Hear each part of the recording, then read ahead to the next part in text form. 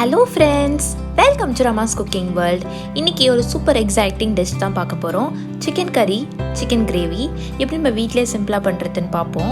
இது நம்ம சண்டே பிரியாணியோட சைட் டிஷ்ஷாக செஞ்சு சாப்பிட்டாலும் சூப்பராக இருக்கும். இல்லை நம்ம ரைஸ், ரசம் அது கூட சாப்பிட்டாலுமே சூப்பராக இருக்கும். இதில் நல்லா பெப்பர் போட்டு நல்லா ஸ்பைஸியாக அதே டைமில் நல்லா ஜூஸியான சிக்கன் எப்படி பண்ணுறதுன்னு பார்க்கலாம். வெயிட் அது பார்க்கறதுக்கு முன்னாடி மறக்காமல் சேனலுக்கு சப்ஸ்கிரைப் பண்ணி அந்த பெல் ஐக்கானை கிளிக் பண்ணிக்கோங்க. இப்போ நம்ம வீடியோக்குள்ளே போகலாம். ஃபஸ்ட்டு ஒரு பேன் எடுத்துக்கோங்க. இந்த சிக்கன் கிரேவி செய்கிறதுக்கு நம்மளுக்கு ஒரு 1/2 kg போன் வச்சு சிக்கன் எடுத்துக்கோங்க. நீங்கள் போன்லெஸ்ஸும் ஆட் பண்ணலாம், ஆனால் இதில் போனோடு ஆட் பண்ணாத நல்ல டேஸ்ட்டாக ஜூஸியாக கிடைக்கும். இந்த பேனில் தேவையான அளவுக்கு ஆயில் ஆட் பண்ணிக்கோங்க. நான் ஒரு 3 tablespoon ஆயில் ஆட் பண்ணியிருக்கேன். இப்போ ஸ்பைசஸ் ஆட் பண்ணிடலாம். பட்டை, கிராம்பு, ஏலக்காய் இதெல்லாமே நம்ம ஆட் பண்ணிடலாம். ஃபஸ்ட்டு நம்ம 2 bay leaves ஆட் பண்ணிக்கலாம். பிரியாணி இலை, 2 பட்டை, ஒரு 3-4 கிராம்பு, அப்புறம் கொஞ்சம் ஏலக்காய், கொஞ்சம் ஸ்டார் அனீஸ் ஆட் பண்ணிக்கோங்க. ஆட் பண்ணிவிட்டு இதோட அரோமாலாம் இந்த ஆயிலில் நல்லா இறங்குற அளவுக்கு நல்லா ஃப்ரை பண்ணிக்கோங்க, டாஸ் பண்ணிக்கோங்க. இப்போது 2 பெரிய வெங்காயத்தை நான் இந்த மாதிரி ஃபைனாக சாப் பண்ணி எடுத்திருக்கேன். இதையும் நம்ம இந்த எண்ணெயில் ஆட் பண்ணிவிட்டு நல்லா ஃப்ரை பண்ணிக்கலாம். இதில் நம்ம வெங்காயம் தக்காளி எவ்வளோ ஆட் பண்ணுறோமோ அந்த அளவுக்கு நம்மளுக்கு கிரேவி கன்சிஸ்டன்சி கிடைக்கும். அதனால் நான் 2 வெங்காயம், ஒரு கொஞ்சம் மீடியம்லேருந்து கொஞ்சம் பெரிய சைஸ் வெங்காயத்தை ஆட் பண்ணிக்கோங்க. ஆட் பண்ணிவிட்டு இது நல்லா சாட்டே பண்ணிக்கோங்க. இது சீக்கிரமாக குக் ஆகிறதுக்கு ஒரு சின்ன டிப்புன்னா கொஞ்சமாக இதில் உப்பு ஆட் பண்ணிக்கோங்க.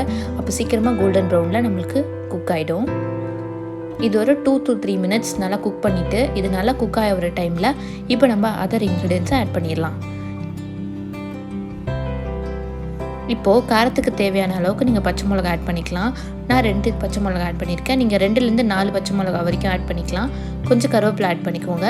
ஆட் பண்ணிவிட்டு இது நல்லா மிக்ஸ் பண்ணி குக் பண்ணிக்கோங்க.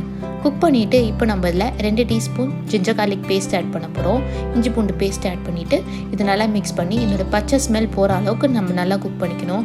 பச்சை ஸ்மெல் எப்படி போச்சுன்னு நீங்கள் கண்டுபிடிக்கணுன்னா லைட்டாக பாருங்கள். லைட்டாக எண்ணெய் இந்த மாதிரி பிரிஞ்சு வந்திருக்கும். இந்த மாதிரி பிரிஞ்சு வந்ததுன்னா பச்சை ஸ்மெல் போயிட்டு சூப்பராக குக் ஆகிடுச்சுன்னு அர்த்தம்.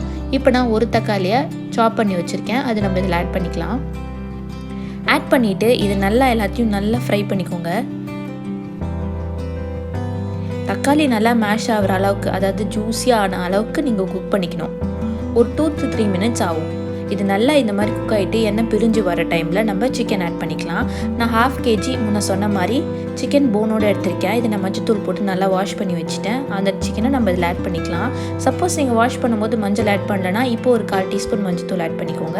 அப்புறம் நான் 1 teaspoon garam masala, 2 teaspoon red chilli powder, தேவையான அளவுக்கு உப்பு ஆட் பண்ணியிருக்கேன்.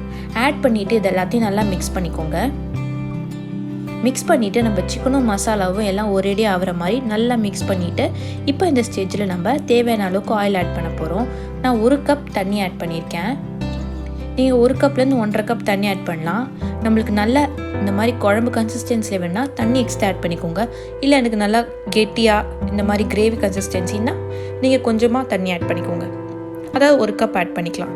ஆட் பண்ணிவிட்டு இந்த மாதிரி கொஞ்சம் நல்லா குக் ஆகிட்டு எண்ணெய்லாம் செப்பரேட்டாக வர டைமில் நம்ம ஒரு 20 minutes மூடி போட்டு நல்லா குக் பண்ணிக்கணும். இப்போ 25 minutes நல்லா குக் ஆகிடுச்சு. பாருங்கள் எவ்வளோ சூப்பராக ரெடியாக இருக்குன்னு. இது எண்ணெயெல்லாம் நல்லா மேலே வந்திருக்கு. இது கரெக்டான ஸ்டேஜ்.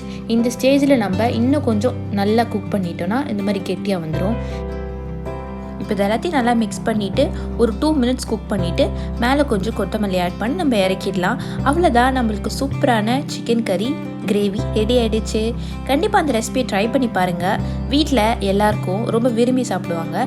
நம்ம இன்னும் கொஞ்சம் காரம் தேவைப்படுச்சா லைட்டாக பெப்பரை பொடி ஆட் பண்ணிக்கோங்க. இன்னும் நல்லா டேஸ்ட்டாக இருக்கும். நம்ம மிளகாத்தூள் நல்லா ஆட் பண்ணதுனால எனக்கு பெப்பர் பொடி தேவைப்படல.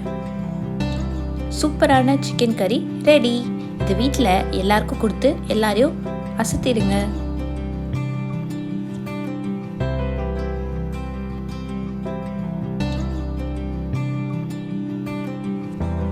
ஃப்ரெண்ட்ஸ், இந்த ரெசிபி உங்களுக்கு பிடிச்சிருந்ததுன்னா கண்டிப்பாக வீட்டில் ட்ரை பண்ணி பாருங்கள்.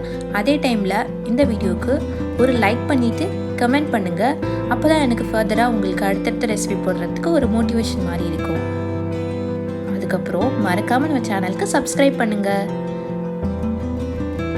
Stay together. Thanks for watching. Wait அப்புறம் இந்த 2 வீடியோ பிடிச்சிருந்தாலும் லிங்கை கிளிக் பண்ணி பாருங்கள். பாய்.